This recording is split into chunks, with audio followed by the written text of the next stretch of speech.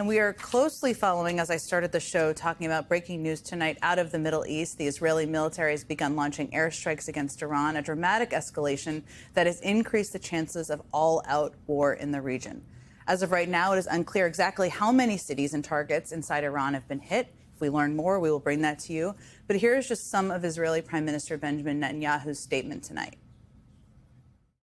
Now, as Prime Minister, I've made it clear time and again, Israel will never allow those who call for our annihilation to develop the means to achieve that goal. Tonight, Israel backs those words with action. We struck at the heart of Iran's nuclear enrichment program. We struck at the heart of Iran's nuclear weaponization program. We targeted Iran's main enrichment facility in Natanz. We targeted Iran's leading nuclear scientists working on the Iranian bomb. We also struck at the heart of Iran's ballistic missile program. This operation will continue for as many days as it takes to remove this threat. These strikes come just days after President Trump reportedly warned Israeli Prime Minister Netanyahu not to launch attacks against Iran as the United States attempts to reach a nuclear deal with Tehran. Joining me now is NBC News Pentagon correspondent Courtney Kube and former Deputy National Security Advisor under President Obama, Ben Rhodes. Let me start with you, Courtney. And we'll ask Ben about this too.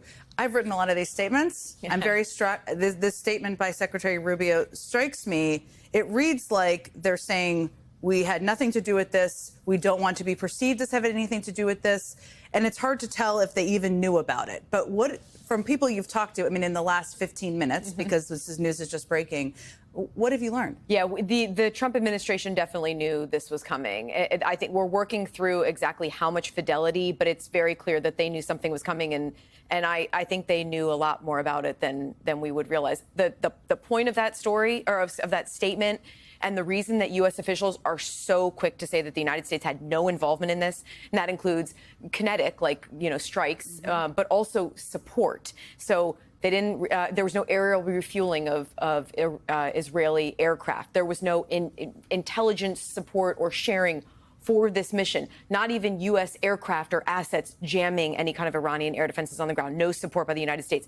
That is so critical here because that is the U.S. effort to ensure that Iran doesn't take this out on U.S. assets in the region. That's the biggest concern here, is that, in the past, when Israel has taken strikes on Iran, they have targeted Israel back. But the big concern is that this escalates into a larger regional war that includes Iran taking strikes. I am very struck by how quickly the Israelis are putting out detail about that. You just heard from Prime Minister Benjamin Netanyahu. But what I am very, very struck by, Jen, as this is unfolding, is how he and other Israeli officials are speaking very openly about how this is an ongoing campaign that will last some time. Meaning there will be more strikes. Exactly. And why that's critical is when we have talked about potential limited strikes on Iranian assets, it's often to delay their enrichment or their development, or to disable systems, disable their air defenses, something like that. When we've heard about a real Israeli effort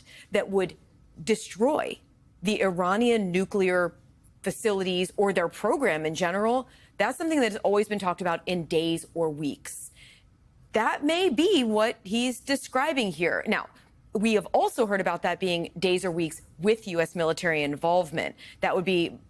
But I mean, they have shown in October, they showed that they can go into Iran, they can conduct airstrikes, they can completely cripple their strategic air defense systems, and they can do it on their own. I mean, some of the reporting has suggested, your reporting too, that their goal, of course, is to get the nuclear facilities and to knock out the nuclear facilities. I don't think, at least when we came on air, we knew what they had hit yet. Do we know yet what they hit? We know a little bit. They hit the facility at Natanz. Yes, it seems as if they are trying to have take a big, deep hit on the Iranian facilities, but it also seems like it's more than that, including going after scientists, going after their overall program, strikes in and around Tehran. The Israelis they just put out a statement from Netanyahu, and then we just got a little bit more, just as you came to me, from the IDF with some fidelity on this. But again, I think what's really critical here, and I'm shocked, actually, at the level of detail they are giving while they are acknowledging this is an ongoing days or weeks-long campaign. You're shocked because they're saying, basically, there's going to be more strikes moving forward. This isn't the end. Yeah, and I think one of the reasons for that is again, Israel in October, they really they destroyed most of the radars for their S-300s. They really crippled that system. Right now, until their systems are coordinated again, back online, it's a lot safer for an Israeli pilot to be flying over Iranian. It's not safe, but it's safer. And I just wonder if there is some confidence in their ability to do this. We're also asking questions about some other capabilities that may have been used here. It may have been more than airstrikes.